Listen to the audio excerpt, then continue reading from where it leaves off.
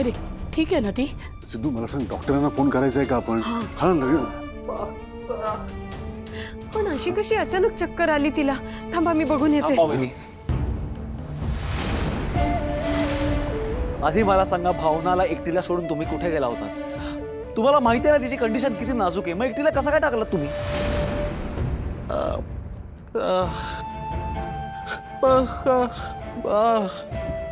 हो सिद्धू, खरं तर आई बाहेर जाताना सांगून गेल्या होत्या की त्या बाहेर चालल्यात म्हणून. मी आणि व्यंकी भाऊजीच घरी होतो, पण व्यंकी भाऊजींना अचानक दुकानातून फोन आला आणि त्यांना जावं लागलं आणि मी वरदकडे गेले.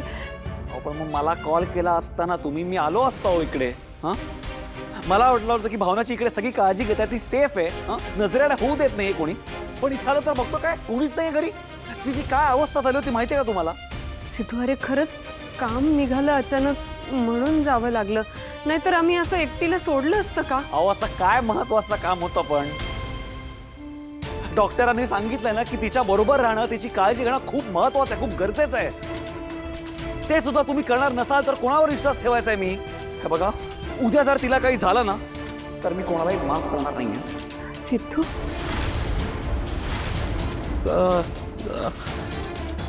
सिद्धू, आम्हाला माफ कर, आम्ही चुकलो.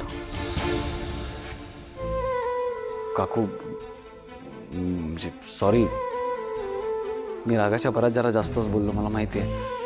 पण भावनाला काही झालं तर मला नाही सहन होतं. तुला सॉरी म्हणण्याची काही गरज नाहीये. जे काही झालं ते आमच्यामुळे झालंय आणि आम्हालाही कळतंय की तू जे चिडलास ते भावनाच्या काळजीपोटी. त्यामुळे तू सॉरी नको म्हणूस. नाही काका, पण आमच्या घरी सुद्धा तसंच घडत असतं ना. ती तिथे सेफ नाही म्हणून तिला इथे आण.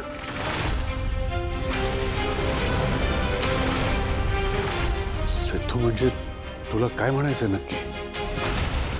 तुमच्या घरी भावनाला कोणीतरी त्रास देत आहे मुद्दाम? नाही नाही नाही, मला तसं नाही म्हणायचं आहे.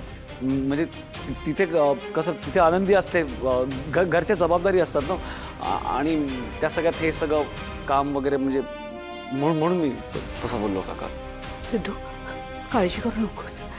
यापुढे काही झालं तरी भावनाला इथे कोणी एकटं सोडणार नाही, वचन देते मी.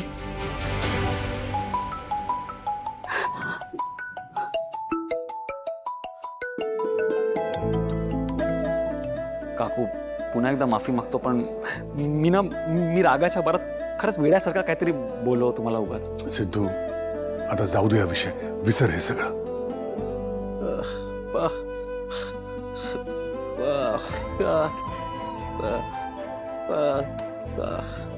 पण मला ना खरंच कळत नाहीये, आता सकाळपासून तिची तब्येत अगदी ठीक होती, व्यवस्थित खाणं पिणंही झालं होतं, मग अचानक असं काय घडलं की इतका त्रास व्हावा तिला? वरद, हा वरद, बोल.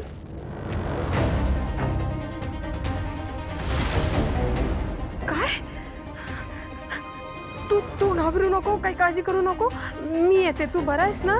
हा, मी आले, लगेच आले. हा आई, तू, मला ना घरी जावं लागणार आहे, मी जाऊन येते लगेच. हा, काय काय सगळं ठीक आहे ना? हो हो, सगळं ठीक आहे, पण मी आले, लगेच आले. अगं, आता वीणाला काय झालं? देवा, आज नक्की काय घडतंय हे सगळं? वरद, वरद, काय झालं बाळा? वरदचा फोन आला तर गडबडीत धावत आले मी. काय झालं? किती लागले हे? कुणी केलं हे सगळं? कशाला आलीस? निघून गेली होतीस ना कायमची? किती लागले? काय झालं बाळा? आई, घरी पोलीस पण येऊन गेले, पण बाबांनी त्यांना पण काही सांगितलं नाही. पोलीस? मग काय, डॉक्टरांना बोलवायच्या ऐवजी पोलिसांना बोलवलंय. आणि एवढा हुशार आहे हा. अहो वरद, तू ठीक आहेस ना बाळा? हो, पण मी जेव्हा घरी आलो तेव्हा बाबा घरी बेशुद्ध पडलेले, त्यांना काहीच कळत नव्हतं, म्हणून मी पोलिसांना बोलवलं. आई, बाबांना काही होणार नाही ना? वाळावरच तू जरा शांत बसलास ना तर खरंच मला काही होणार नाही. तू बसशील का शांत जरा? हा, हो, असं काय करताय? हे सगळं बघून घाबरला असेल ना तो? हो. मग बरं, एक काम कर, आपला औषधांचा डबा आण. हं? बघ बाबांना किती लागले, रक्त येतंय ना. मलमपट्टी करते मी थोडंसं. काय होतो मी. काय झालंय आणि कोणी केलंय हे सगळं? तुझा विश्वास नाही बसणार.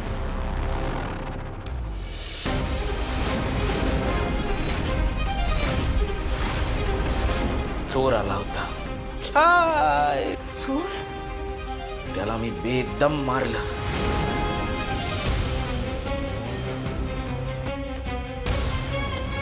त्याने मला या भिंतीवर ढकललं, मग माझं डोकं आपटलं, मी बेशुद्ध झालो. हो पण मग त्यांनी काही चोरीला गेलं नाही. मी बेदम मारलं त्याला. केला तो. हो कशाला त्यांना अडवायला गेलात तुम्ही? हो तुम्हाला काही झालं असतं, त्यांनी काही केलं असतं म्हणजे?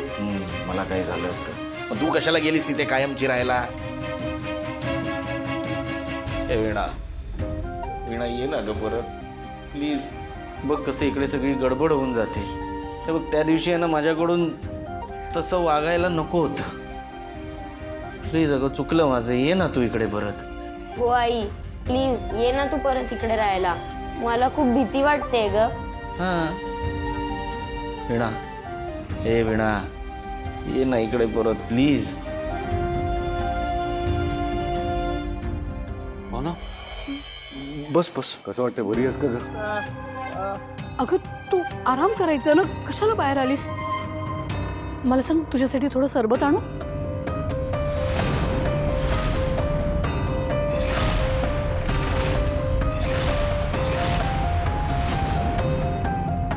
भावना, भावना, काकू बघ काय विचारते आता. थोडं सरबत करू का? हो हो कर ना. आणतेस? हा.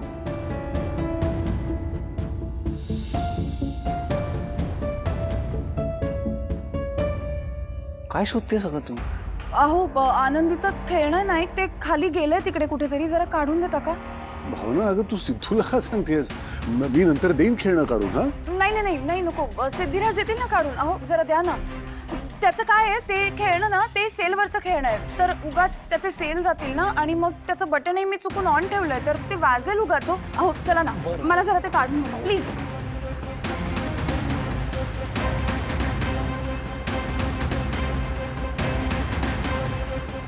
हां अहो माझं BP चेक करायला आत या.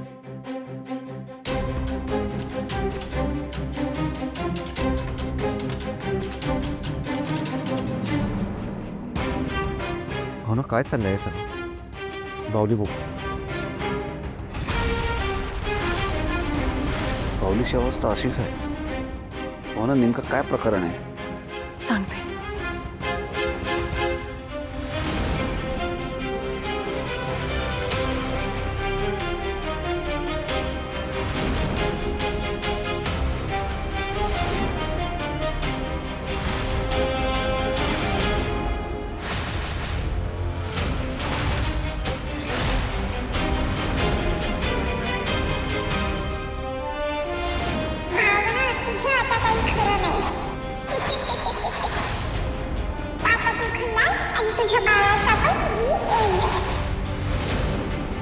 हे बघा, तुम्ही याचा आता जास्त विचार करू नका. आपल्याला माहिती आहे हे सगळं कोणी केलंय आणि का केलंय.